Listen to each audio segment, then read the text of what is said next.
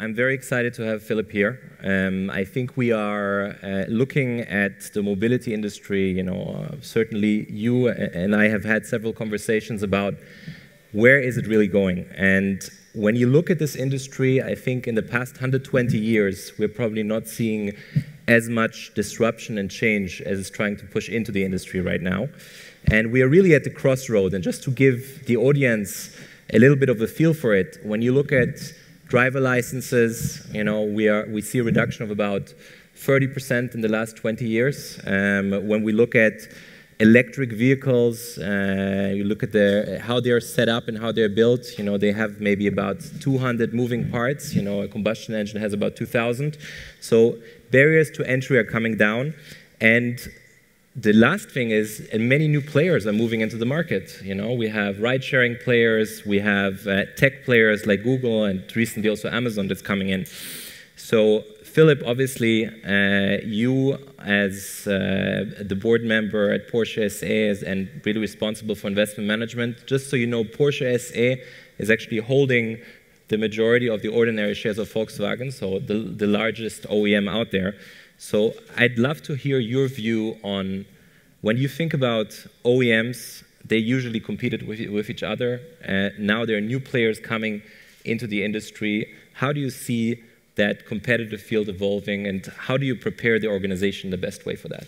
Yeah. Thank you, Ben, and good morning to everyone, good afternoon, I should say, to everyone. Indeed, these are very interesting and exciting times for the automotive industry and the mobility industry. But where there's a threat, there's also an opportunity. When we talk a lot here at the tech conference, obviously about the threats to the traditional incumbent businesses from tech-enabled, software-enabled companies. Those companies very often manage to establish platforms, establish control points in these platforms, and try to reap supernormal profits. And that is the threat to the incumbent businesses. Now, there are very few platform businesses that today are really profitable, and the sustainability of those models is also still in question. Look at, for instance, Facebook. I'm not so sure whether we see Facebook in this position in 5 to 10 years from now, or even earlier. So that's the threat to the traditional incumbent businesses, as well as those you mentioned in your introduction. Now, what's the opportunity? The opportunity is driven by the challenges that we have out there. And the challenges are threefold in particular. They relate to the massive population growth that we see over the next couple of decades. We are going to see 9 billion people on this planet by 2050. That's 2 billion people more than we have today. And most of these people, on a net basis, actually all of those people will move into cities. So urbanization is a big thing, up from 50% urbanization rate to 70%. And lastly, it's the environment. Sustainability is a very, very important aspect in order to fulfill the demands.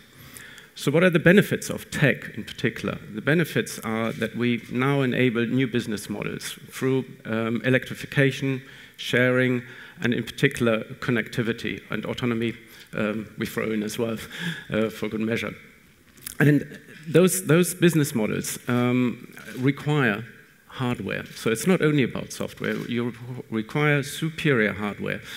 The car is a very complex, highly regulated asset that is where lives depend on it. Lives are at risk, so you have to get it right.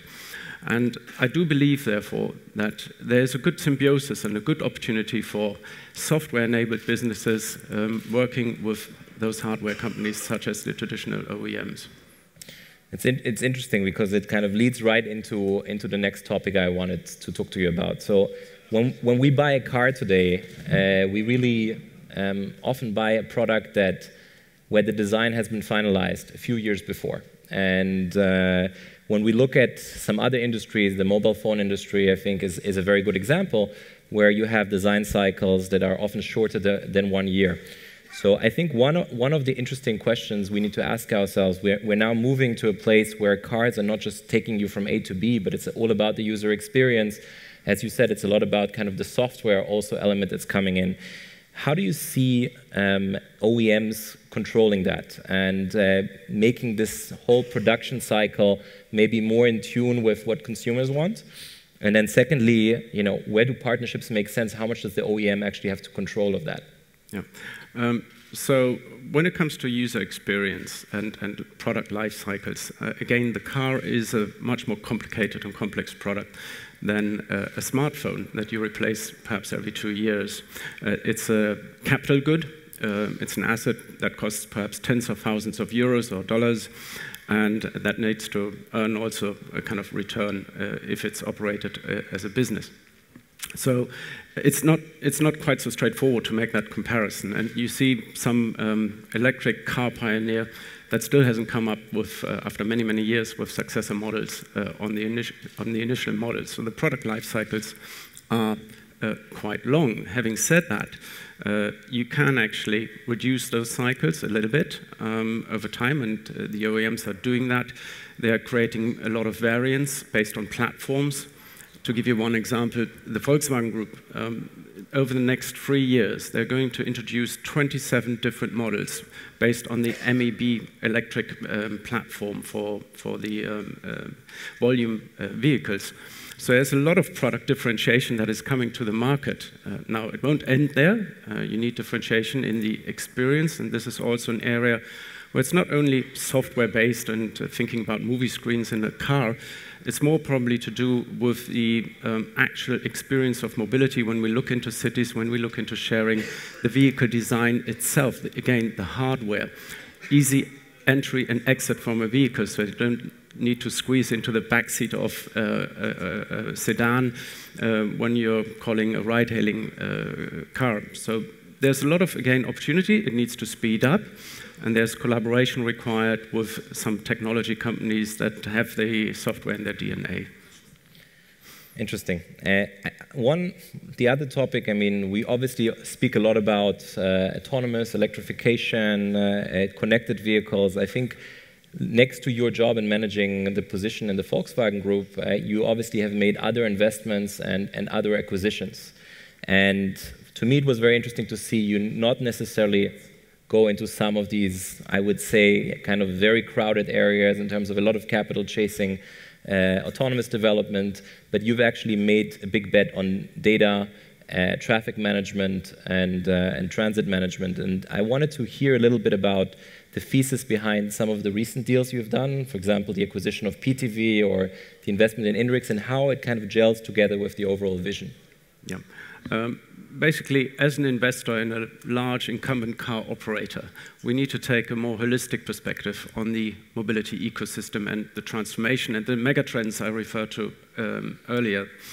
So, and this is a way of addressing that.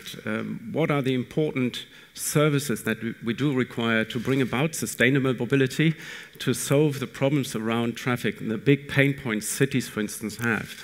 And Inrix, for instance, is an aggregator of real-time location-aware data for traffic, for parking, for weather. And you need to have those data aggregators that supply then the operators in the industry to provide the best quality service. So that is Inrix, for instance. The other company you refer to, PTV, that's about mobility management in total from a holistic perspective. PTV is what you might call the gold standard in model-based simulation for traffic on a macro, right down to a micro level, to a junction level, for instance, across all modes of transport. And when you combine that with the other leg of the company, which is optimization tools for fleets, you look at mobility management of the future, solving traffic from, in particular, from the city's perspective. And yep. That's the logic. I want to end just our conversation because I know you've also been a friend of Israel. You have traveled quite extensively. You've looked at 1 or 2 opportunities there as well. Give us your view because I think it's very relevant for a lot of the startups that I hear. We have 500 startups working on different mobility-related technologies. How do you see this ecosystem? What do you see the relevance? What do you see in the relevance of Israel for Porsche, for the Volkswagen Group, both in terms of investment and potentially also acquisitions? So I'm a great believer in external innovation. Historically, companies have been incredibly innovative internally, but typical companies suffer from incremental innovations, being big established businesses and don't challenge themselves in the way that external innovation does. And the tools are here today that facilitate external innovation. And so we need that external innovation, and so it's important for incumbent operators, businesses to engage with the innovation ecosystem, with startup companies. That's why, for instance, Volkswagen Group has the Connect Center in Israel as a sort of gateway into the Volkswagen Group. If you don't know them, please reach out to Stephanie Vaux at the Connect Center in Israel. I think they're even here. I mean, they're even here, so yeah. Even better. We also have Tila Kozlovsky from Porsche Digital joining us on stage in a moment.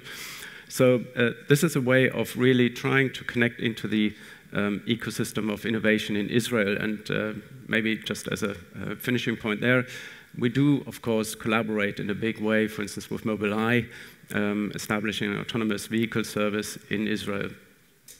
That's great. Maybe I see we have another 40 seconds left. I'm going to ask you the prediction, and we're all going to be wrong, but when do you think we're going to see the first level 5 autonomous service on the road in Germany?